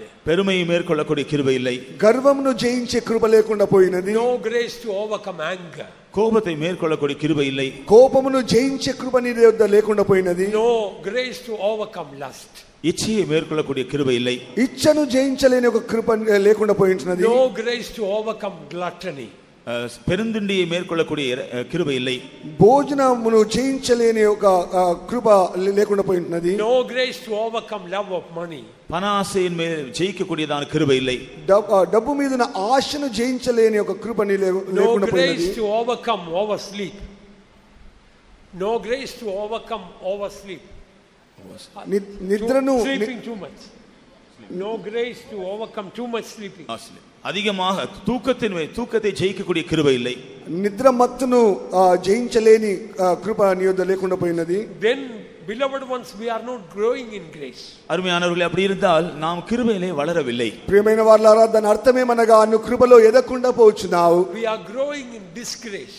நாம் கிருபையை இழந்தவர்களாக தான் நாம் வளர்ந்து கொண்டிருக்கிறோம். కృపను పోగొట్టుకున్న వారిల దానిగానే మనం ఎదుగుచున్నాము. Then the last moments of our life, God forbid, that can become a time of disgrace. அப்படி இருக்கும் பொழுது நம்முடைய கடைசி வேலையானது ஒரு அவமானத்துக்குரிய வெட்கத்துக்குரிய ஒரு காரியமாக இருக்கக்கூடும். ஆனால் தேவன் அதை அனுமதிக்காமல் இருப்பாராக. అలాగైనట్లయితే అంతంలో మనం కృపలేని వారంగా మార్చబడి మనం అవమానం పొందకపోవచ్చునా కనుక అటువంటిది మన జీవితంలో దేవుడు జరగనివ్వకుండును గాక. By grace tasted death. கிருபையினாலே மரணத்தை ருசி பார்த்தார். కృప వలననే మరణమును రుచి చూడగలిగినారు. If we by grace tasted life, the life of Jesus, நாம் கிருபையினால் இயேசுவினுடைய ஜீவனை அனுபவிப்போம் என்றால், కృప ருசி பார்ப்போம் என்றால், కృప ద్వారా ప్రభువైన యేసుక్రీస్తును కృపను మనం రుచి చూచినట్లయితే, then by grace we can taste death also. அப்படி என்றால் கிருபையினாலே மரணத்தை நாம் ருசி பார்க்கலாம். అదే కృప ద్వారా మరణమును కూడా రుచి చూడగలుగుతున్నాము. In 1973, I think it was June, Pastor Freddie Paul was dying in Sri Lanka. 1973 வருஷம் ஜூன் மாதம் இலங்கையிலே பாஸ்டர் ஃப்ரெட்டி அவர்கள் மரித்தார்கள். 1973 సంవత్సరము జూన్ నెలలో పాస్టర్ ఫ్రెడ్డి గారు అక్కడ మరణించారు. So many people queued up. Pastor Freddie was blessing everyone. அந்த மரண தருவாயில் இருந்த வேளையிலே அநேகர் வரிசையாக அவரிடத்தில் வந்து கொண்டிருந்தார்கள். அப்பொழுது அவர் அவர்களை ஆசீர்வதித்துக் கொண்டே இருந்தார். మరణ పడకలో అతనున్నప్పుడు అందరూ కూడా ఒక వరుసలో వస్తుంటున్నారు. ఆయన చేయబెట్టి ఒక్కొక్కరిని ఆశీర్వదిస్తున్నాడు. Pastor Don was standing by. Pastor Don அங்கே நின்று கொண்டிருந்தார். పాస్టర్ డాన్ గారు అక్కడ నిలబడి ఉంటున్నాడు. Finally he told, enough praying, allow him to die. கடைசியாக அவர் சொன்னார், அவரை பார்த்து ஜெபித்து தனக்கு மரிக்கும்படி ஜெபிக்க வேண்டும் என்று சொன்னார். No, he told, he had been laying hand and praying, Pastor Freddie, now stop it, let him die. அப்போ அவர் ஜெபித்துக் கொண்டிருந்த பொழுது பாஸ்டர் டான் அவர் சொல்லிவிட்டு அவரை போதும் நிறுத்துங்கள், அவர் மரிக்கட்டும் என்று சொன்னார். అప్పుడు పాస్టర్ డాన్ గారు చెప్పారు, మీరు ప్రార్థన చేయడం ఆపివేయండి, ప్రార్థన చేసేవారు ఆపివేసినారు, ఇక మరణించనివ్వండి అని చెప్పినాడు. Then with a smiling face, as if he was seeing Jesus, Pastor Freddie started saying, amazing grace, amazing grace, amazing grace, and then he slipped into glory. அப்பொழுது சிரித்த முகத்துடன் கர்த்தராகிய இயேசு கிறிஸ்துவின் முகத்தை கண்டு சந்தோஷப்படுவது, அப்படிப்பட்ட சிரித்த முகத்துடன் அமேசிங் கிரேஸ் என்று சொல்லி 2-3 முறை சொல்லிக்கொண்டு அப்படியே அவர் கர்த்தரிடத்தில் போய் சேர்ந்து விட்டார். అప్పుడు ఆయన చిరునవ్వుతోనూ నవ్వుకుంటూనే అధికమైన కృప, అత్యధికమైన కృప అని చెప్పుకుంటూనే అలాగనే మహిమలో ప్రవేశించినాడు. While dying, we should, myself and yourself, we should not become a burden to others, but a blessing to others. மரிக்கிற வேளையிலே நீங்களானாலும் சரி நானாலும் சரி நாம் மற்றவர்களுக்கு ஒரு பாரமா இருக்க கூடாது, ஒரு ஆசீர்வாதமாக இருக்க வேண்டும். మనం మరణించే సందర్భంలో ఇతరులకు భారంగా ఉండకూడదు, ఇతరులకు మనం ఆశీర్వాదకరంగా మార్చబడవలెను. While dying also there is a grace. நாம் மரிக்கிற வேளையிலும் கூட ஒரு கிருபை இருக்கிறது. మరణించే సమయంలో కూడా మనకు కృప ఉంటున్నది. Before Pastor Don died, many times he told, I have no pain, I have no pain, I have no pain. Pastor Don கூட மரிக்கிற வேளையிலே அநேக சந்தர்ப்ப வேளையில் சொன்னாராம், எனக்கு எந்த வலியும் இல்லை, எந்த வேதனையும் இல்லை, எந்த வேதனையும் இல்லை. పాస్టర్ డాన్ గారు మరణించే సందర్భంలో అనేక ప్రయాణాలు, నాకు ఏ వేదన లేదు, నాకు ఏ నొప్పి లేదు, వేదన లేదని చెప్పినాడు. There is as you know, there is a sting of death. That means whatever sin in our life, unconfessed, unrepented, unforgiven sins in our life, while dying, they become a stinging us. மரணத்தின் கூர் அல்லது மரணத்தின் முள் என்று ஒன்று இருக்கிறது. நாம் ஜீவனோடு இருந்த நாட்களில் அறிக்கை செய்யப்பட இருந்த பாவங்கள், விட்டுவிடாமல் இருந்த அந்த பாவங்கள் எல்லாம் மரிக்கிற வேளையில ஒரு முள்ளை போல அவைகள் வந்து நம்மை குத்தி கொண்டே இருக்கிறது.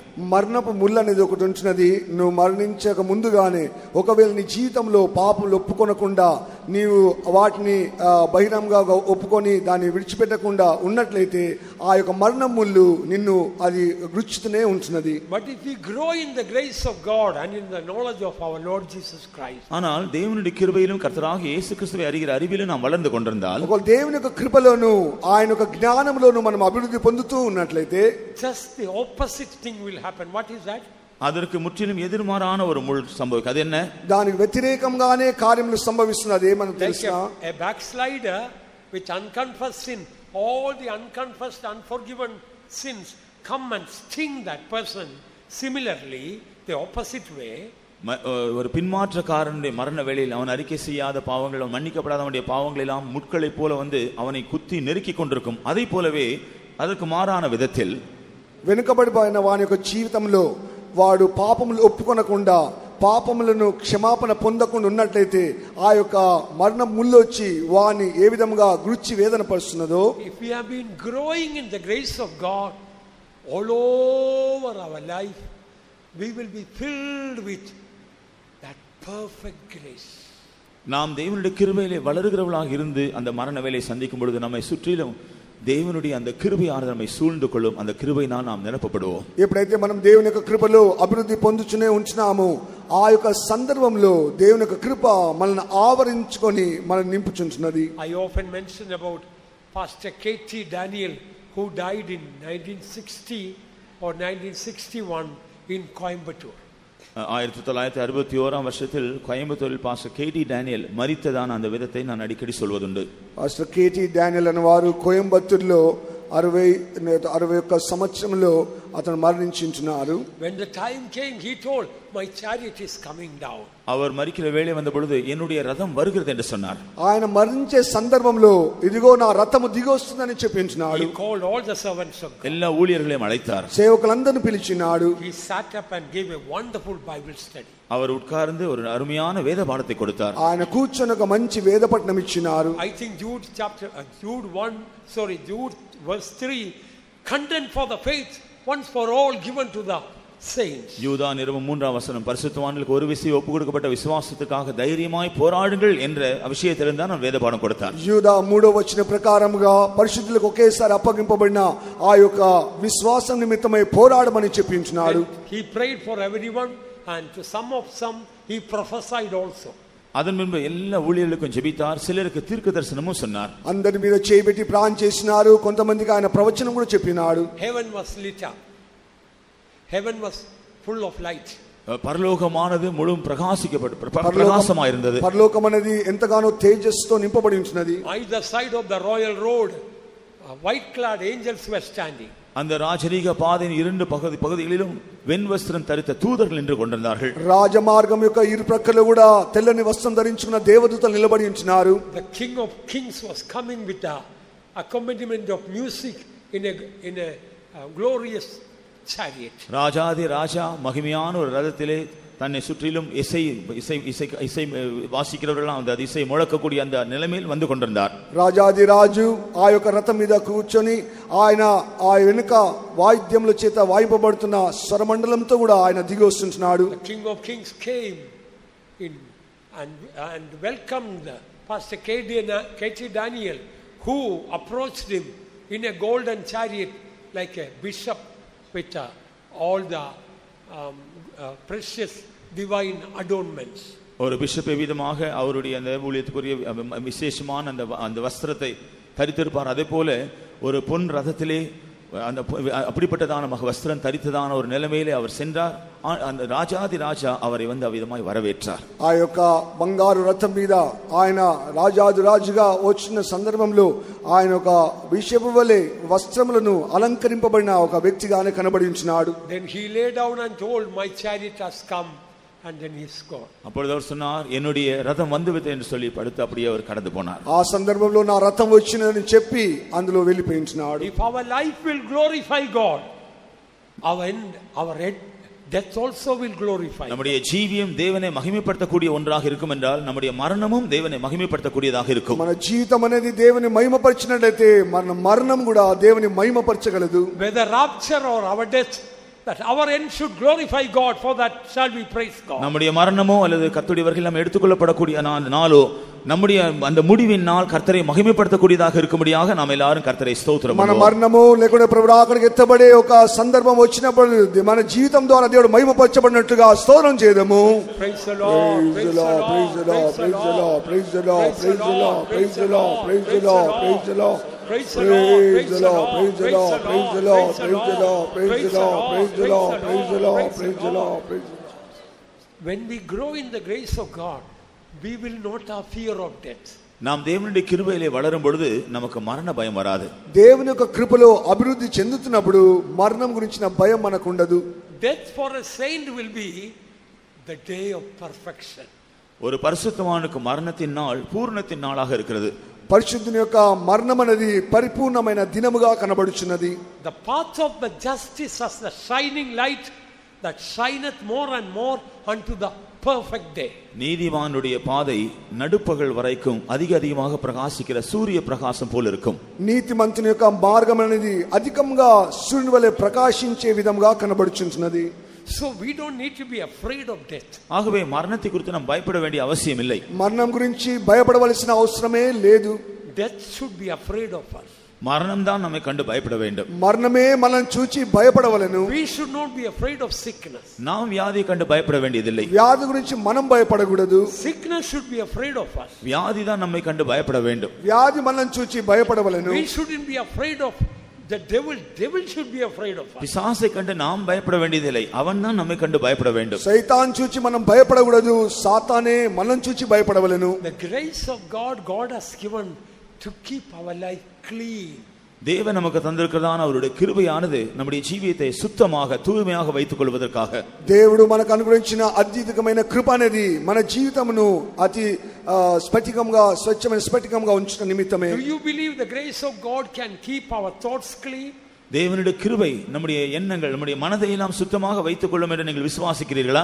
దేవుని యొక్క కృపనే మన యొక్క మనసును పరిశుద్ధంగా ఉంచుతుందని మీరు విశ్వసిస్తున్నారా? Do you believe the grace of God can make our dreams clean? தேவனுடைய கிருபை நம்முடைய சொப்பனங்களை எல்லாம் சுத்தமாக இருக்க செய்யும் என்று நீங்கள் விசுவாசிக்கிறீர்களா? దేవుని యొక్క కృపనే మన యొక్క కళలన్నీ కూడా పవిత్రంగా పెడుతుందని మీరు విశ్వసిస్తున్నారా? Do you believe the grace of God can make our feelings clean? தேவனுடைய கிருபை நம்முடைய எல்லா உணர்ச்சிகளை எல்லாம் சுத்தமாக வைத்திருக்கும் என்று நீங்கள் விசுவாசிக்கிறீர்களா? దేవుని యొక్క కృపనే మన స్పర్శలన్నిటి కూడా పరిశుద్ధంగా పెడుతుందని విశ్వసిస్తున్నారా? Don't you think Jesus lived that life? இயேசு அப்படிப்பட்ட ஒரு ஜீவியம் செய்தாரே, அதை நீங்கள் நினைக்கிறது இல்லையா? యేసు ప్రభు అటువంటి జీవితం చేస్తున్నారు కదా అని నువ్వు తలంచడం లేదా?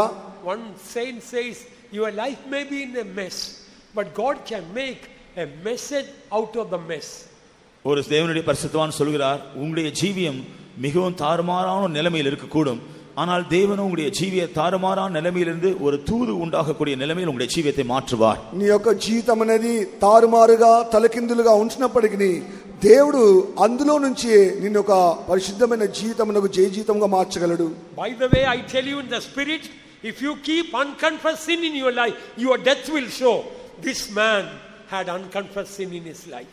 ஆனால் ஆவியானவராக நான் சொல்லுகிறேன், நீங்கள் அறிக்கை செய்யாத பாவத்தை வைத்திருப்பீர்கள் என்றால் உங்களுடைய மரணத்தின் வேளையில் நீங்கள் பாவத்தை அறிக்கை செய்யாதவர்கள்ங்கிறதை உங்களுடைய மரணம் வெளிப்படுத்தும். దేవుని యొక్క ఆత్మలో నేను చెప్పుచున్నాను, మీరు ఒప్పుకొనని పాపములు ఏదైనా కలిగి మరణించినట్లయితే నీ మరణమే ఆ యొక్క పాపమును ప్రకటిస్తున్నది. While dying nobody can pretend. மரிக்கிற வேளையிலே ஒருவருமே நடிக்க முடியாது. మరణించే సందర్భంలో ఎవరు కూడా నటన చేయలేరు. Now you may appear a great saint.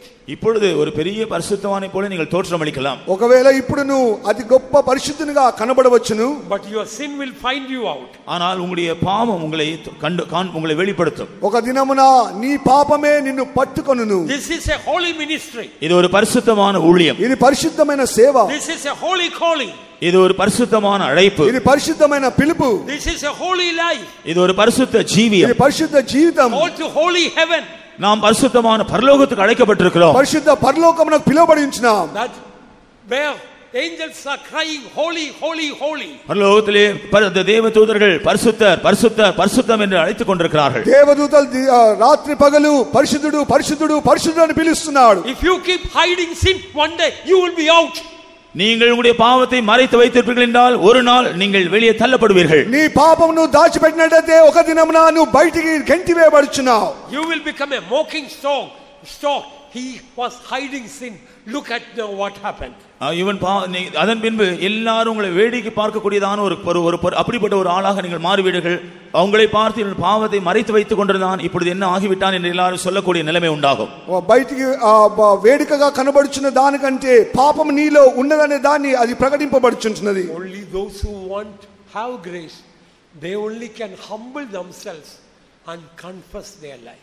தங்களுக்கு கிருபை வேண்டும் என்று உண்மையாக விரும்புகிறவர்கள் மாத்திரமே தங்களை தாழ்த்தி தங்களுடைய குறைகளை எல்லாம் அறிக்கை செய்வார்கள். కృపను పొందేవారు తమకు తామే తగ్గించుకొని వారి పాపములను ఒప్పుకుంటున్నారు. Beloved ones, we must grow in grace. அருமையானவர்களே, நாம் தேவனுடைய கிருபையிலே வளர வேண்டும். ప్రియమైన వారలారా, మనం దేవుని కృపలో ఎదుగుచుండవలెను. If it is our death, but in case it is the rapture, There is a grace for rapture. நாம் மரணத்தை ருசி பார்த்தாலும் அல்லது கர்த்தருடைய வருகையை எடுத்துக்கொள்ளப்படுகிற அந்த நாளை ருசி பார்த்தாலும் அதிலும் ஒரு கிருபை இருக்கிறது.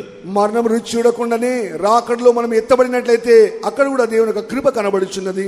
Some dear saints think I cannot be ready for the rapture. சில பரிசுத்தவான்கள் நான் வருகைக்கு ஆயத்தமாக்கப்பட முடியாது என்று நினைக்கிறார்கள். కొంతమంది పరిశుద్ధులు నేను ప్రభు రాకడకు సిద్ధపడలేకున్న స్థితిలో ఉన్నానని తలస్తున్నారు. Beloved ones, you are mistaken.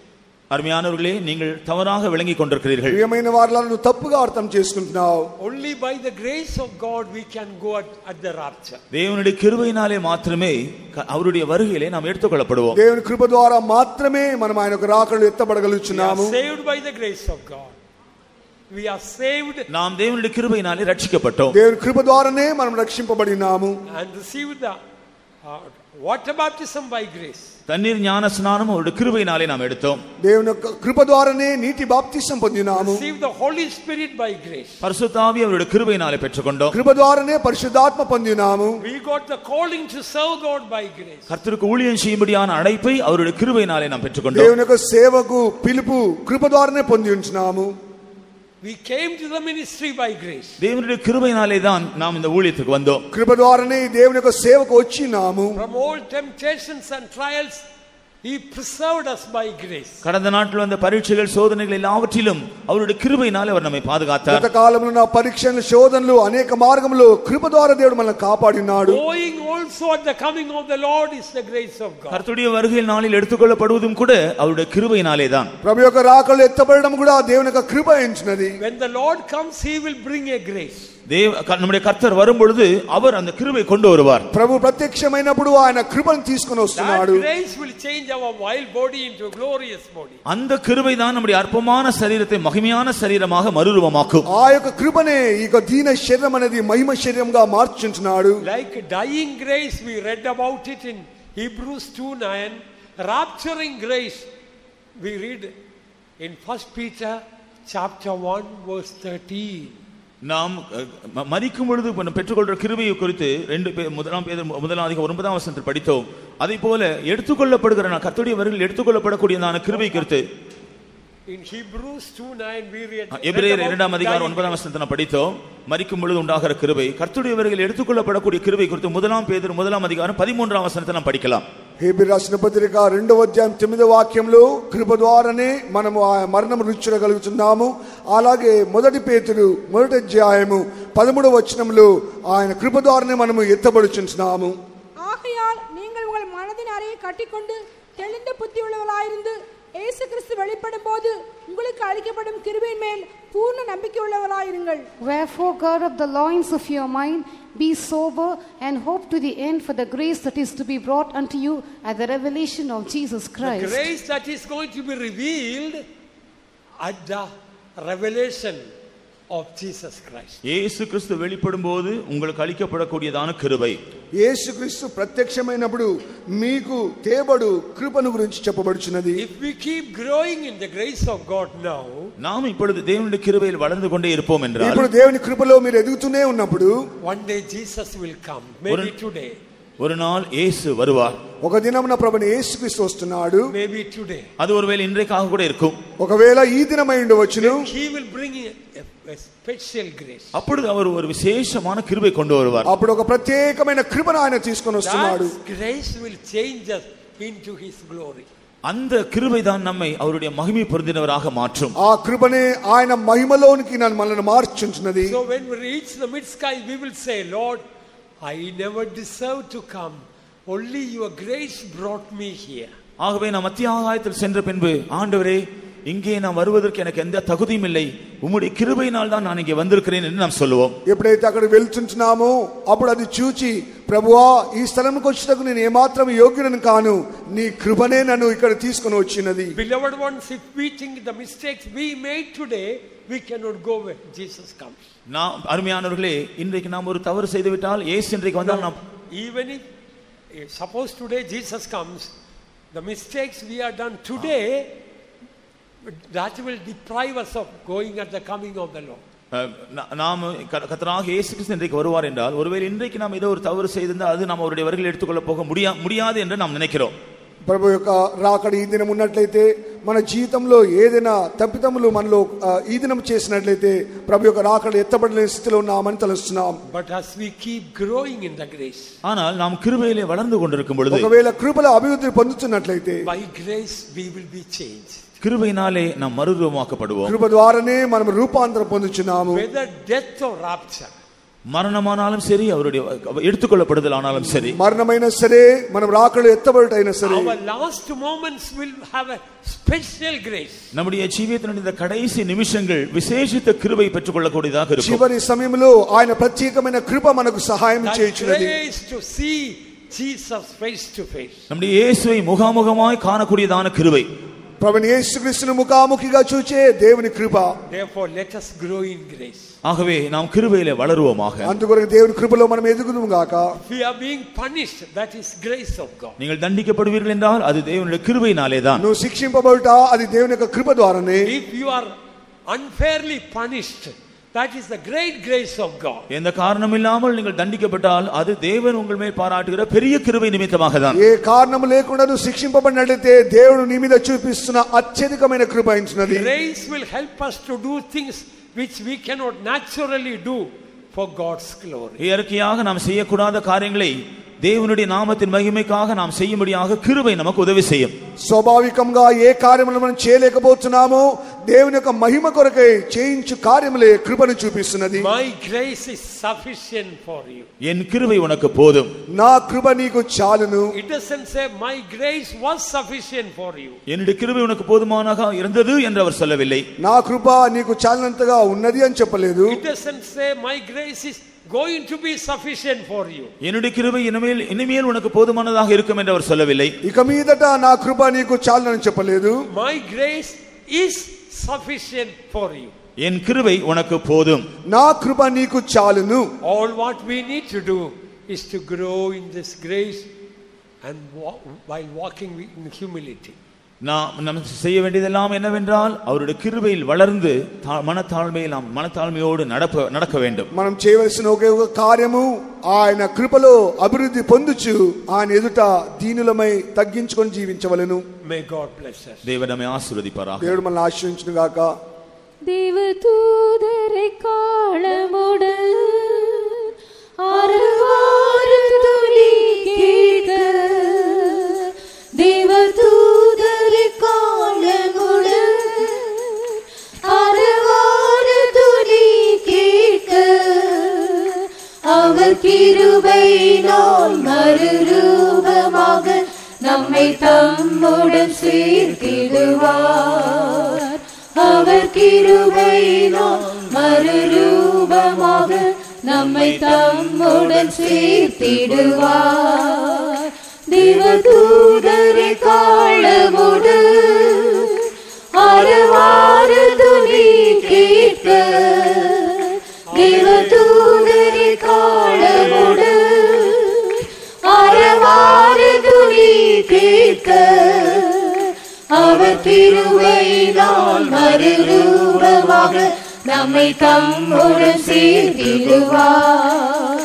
அவர் கிருபையினால் மறுரூபமாக நம்மை தம்முடன் சேர்த்திடுவார். தேவதூதரை காலமுடன் ஆரவார துதி கேட்க, தேவதூதரை காலமுடன் ஆரவார துதி கேட்க, அவர் கிருபையினால் மறுரூபமாக நம்மை தம்முடன் சேர்த்திடுவார். அவர் கிருபையினால் மறுரூபமாக நம்மை தம்முடன் சேர்த்திடுவார். அவர் கிருபையினால் மறுரூபமாக நம்மை தம்முடன் சேர்த்திடுவார். அவர் கிருபையினால் மறுரூபமாக நம்மை தம்முடன் சேர்த்திடுவார்.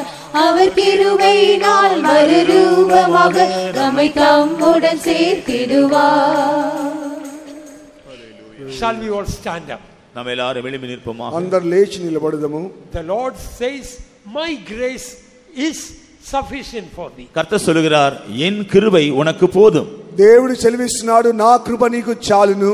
sufficient grace is already given to us. போதுமான கிருபை ஏற்கனவே நமக்கு கொடுக்கப்பட்டிருக்கிறது. చాలిన కృప దేవుడు మనకు అనుగ్రహించినాడు. Our end is going to become better than the beginning. நம்முடைய ஆரம்பத்தை பார்க்கில் நம்முடைய முடிவு மேன்மையாக இருக்க போகிறது. మన ప్రారంభం కంటే మన ముగింపు శ్రేష్టంగా మార్చబడుచున్నది. Our last day is going to be most glorious. நம்முடைய கடைசி நாட்கள் மிகுந்த மகிமையுள்ளதாக இருக்க போகிறது. మన చివరి దినములనేటివి అత్యధికమైన మహిమగా మార్చబడుచున్నది. You are not going to be a burden to others but a blessing. நீங்கள் மற்றவர்களுக்கு ஒரு பாரமாக அல்ல ஆசீர்வாதமாக தான் இருக்க போகிறீர்கள். ఇతరులకు భారంగా ఉండబోవడం లేదు, ఆశీర్వాదకరంగా మార్చబడుతున్నారు. You believe it and praise God for the grace of God. நீங்கள் அதை விசுவாசித்து அந்த கிருபைக்காக தேவனை ஸ்தோத்திரம் பண்ணிக் கொண்டிருங்கள். విశ్వసించి దేవుని కృప కొరకై స్తోత్రం చేయండి. Praise the Lord, praise the Lord, praise the Lord, praise the Lord, praise the Lord, praise the Lord, praise the Lord, praise the Lord, praise the Lord, praise the Lord, praise the Lord, praise the Lord. So fidamayen ജീവിതം ദൈവകൃപയാൽ ശോഭിതമായ ജീവിതം ദൈവകൃപയാൽ ഇരുളും മരണം നിഴലുമായി ഹൃദയം കൃപയാൽ നിറഞ്ഞിരുന്നു ഇരുളും മരണം നിഴലുമായി hallelujah. ഹൃദയം കൃപയാൽ നിറഞ്ഞിരുന്നു ഞാനാകുന്നത് കൃപയാലേ കൃപയാലല്ലാതൊന്നില്ലേ ഞാനാകുന്നത് കൃപയാലേ കൃപയാലല്ലാതൊന്നില്ലേ അനുദിനം നാദാവിൻ നിറവിൽ നിന്നും കൃപമേൽ കൃപയാൽ നിറയ്ക്കണമേ അനുദിനം നാദാവിൻ നിറവിൽ നിന്നും കൃപമേൽ കൃപയാൽ നിറയ്ക്കണമേ ശോഭിതമായ ജീവിതം ദൈവകൃപയോ ഉപേക്ഷണിൽ ശോഭിതമായ ജീവിതം ദൈവകൃപയോ ഉപേക്ഷണിൽ ഇരുളും മരണം നിഴലും മാറി ഹൃദയം കൃപയോ നിറഞ്ഞിടട്ടെ ഇരുളും മരണം നിഴലും മാറി ഹൃദയം കൃപയോ നിറഞ്ഞിരുന്നേ ഞാനാകുന്നത് കൃപയാലേ കൃപയാലല്ലാതൊന്നില്ലേ ഞാനാകുന്നത് കൃപയാലേ കൃപയാലല്ലാതൊന്നില്ലേ അനുദിനം നാദാവിൻ നിറവിൽ നിന്നും കൃപമേൽ കൃപയാ നിറയ്ക്കണമേ അനുദിനം നാദാവിൻ നിറവിൽ നിന്നും കൃപമേൽ കൃപയാ നിറയ്ക്കണമേ hallelujah hallelujah Hallelujah. Hallelujah. Hallelujah. Amen. Be filled with the grace of God. தேவ கிருபையினால் நிரப்பப்படுவோமாக. కృపలో మనం నింపబడుదుము గాక. Your end is going to be grace. Your end is going to be grace. உங்களுடைய முடிவு கிருபையாய் இருக்க போகிறது. ముగింపనది మహిమతో Your నింపబడినది. end is going to be grace. உங்களுடைய முடிவு கிருபையாய் நிறைந்ததா இருக்கும். నీ యొక్క ముగింపనది మహిమతో నింపబడుచున్నది. Your end is going to be great grace. உங்களுடைய முடிவு பெரிய கிருபை பொருந்தினதாக నీ இருக்கும். ముగింపనది గొప్ప కృప చేత నింపబడుచున్నది. Believe and praise God. Believe and విశ్వాసించి praise God. దేవుని స్తోత్రం பண்ணுவோமாக. విశ్వసించి దేవునికి స్తోత్రం చేద్దాము. Praise the Lord. Praise the Lord. Amen amen. Praise the Lord praise the Lord praise the Lord praise the Lord. Praise the Lord. Praise the Lord. Hallelujah Praise the praise the Lord. Lord Praise the Lord. Praise the Lord Praise the praise the Lord. Lord Praise the Lord. Praise the Lord. Praise the Lord. Praise the Lord. Praise the Lord. Praise the Lord. Praise the Lord. Amen. By grace, the Lord helped us to overcome death, devil, and sin and hell. Let us praise God. தேவனுடைய கிருபையினாலே மரணத்தையும் பாதாளத்தையும் பாவத்தையும் பிசாசையும் ஜெயிக்க தேவன் நமக்கு உதவி செய்ய போகிறபடினால் அவரை ஸ்தோத்திரம் பண்ணுவோம். దేవుని కృప ద్వారా మరణమును పాతాళమును సాతానును தேவன் நமக்கு தந்திருக்கிறபடினால் அவரை ஸ்தోత్రం பண்ணுவோம். దేవుడు ఇచ్చినందుకొరకై స్తోత్రం చేద్దాము. Praise the Lord, praise the Lord, praise the Lord, praise the Lord, praise the Lord, praise the Lord, praise the Lord, praise the Lord, praise the Lord, praise the Lord. Through our life we are going to glorify God, and through our death or our end we are going to glorify God. Let's praise God. మన మరణం ద్వారాను దేవుని మహిమపరచబోచున్నాము. మన యొక్క మన యొక్క ముగింపు ద్వారా కూడా మనం దేవుని మహిమపరచున్నాం కనుక దేవునికి స్తోత్రం చేద్దాము. நாம் ஜீவனோடு இருக்கிற நாட்டிலும் தேவனை துதிக்க போகிறோம். நம்முடைய மரணம் நம்முடைய முடிவின் மூலமாகவும் தேவனுடைய நாமம் தேவனை நாம் துதிக்க போகிறோம், மகிமைப்படுத்த போகிறோம். ஆனபடியால் அவரை ஸ்தோத்திரம் பண்ணுவோம். Praise the Lord, praise the Lord, praise the Lord, praise the Lord, praise the Lord, praise the Lord, praise the Lord, praise the Lord, praise the Lord, praise the Lord, praise the Lord, praise the Lord, praise the Lord. Once again let us praise God in these days in a special way. All the servants of God should be kept in very good health. Lift up both the hands, believing, praise God. విశేషంగా ఈ యొక్క convention దినములో ప్రతి సేవకులు కూడా ఒక మంచి ఆరోగ్యమును దేవుడు బలం ఇచ్చినట్లుగా విశ్వాసంతో కూడా మనం చేతులెత్తి స్తోత్రం చేద్దాము. విశేషமாக இந்த நாட்டில் எல்லா ஊழியக்காரர்களையும் நல்ல சுகபலத்தோடும் ஆரோக்கியத்தோடும் தேவன் வைத்திருக்க போகிறார் என்று விசுவாசித்து நம்முடைய இரண்டு கரங்களை உயர்த்தி அவரை ஸ்தோத்திரம் பண்ணுவோம். Praise the Lord, praise the Lord, praise the Lord, praise the Lord, praise the Lord, praise the Lord, praise the Lord, praise the Lord, praise the Lord, praise the Lord, praise the Lord, praise the Lord, praise the Lord, praise the Lord, praise the Lord. ஜெபம் பண்ணுவோம், பிரார்த்தனை செய்வோம். எங்கள் நேசிக்கிற அருமையான இயேசுவே, என் கிருபை உனக்கு போதும் என்ற வார்த்தையின்படி அடியாடி ஜீவித்தில் ஒரு ஓட்டத்தை ஆரம்பித்திருந்தும் இன்று வரைக்கும் உங்களுடைய கிருபை போதும் போதும்ங்கிற அறிவோடு உங்களுடைய சன்னிதானத்தில் பெற்றுக்கொள்ள எங்களுக்கு பாராட்டின கிருபைக்கு ஆமக ஸ்தோத்திரம். பல விதத்தில் கர்த்தாவே நீ எங்களுக்கு கிருபை செய்கிறீர்.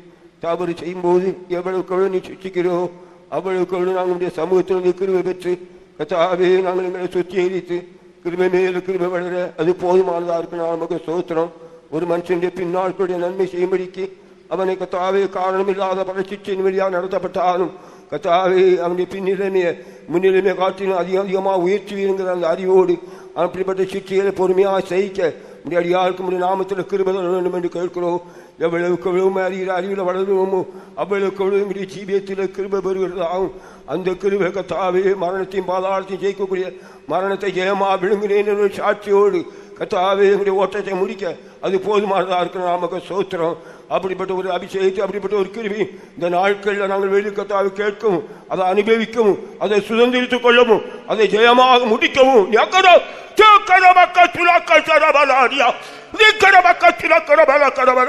இந்த கிருபைக்கு அந்நியமான எல்லா மரணத்தினுடைய வல்லமையிலும் உடைய நாமத்தில் அதிகாரத்தோடு அதட்டவும் அடியாட்ட அந்த கிருபைக்கு ஆமக ஸ்தோத்திரம். கர்த்தாவே நீ எடுத்துக் கொள்ளப்படும் போது அந்த கிருபை ஆண்டவரே நாங்கள் முடிக்க எங்களுக்கு உதவி செய்யும்.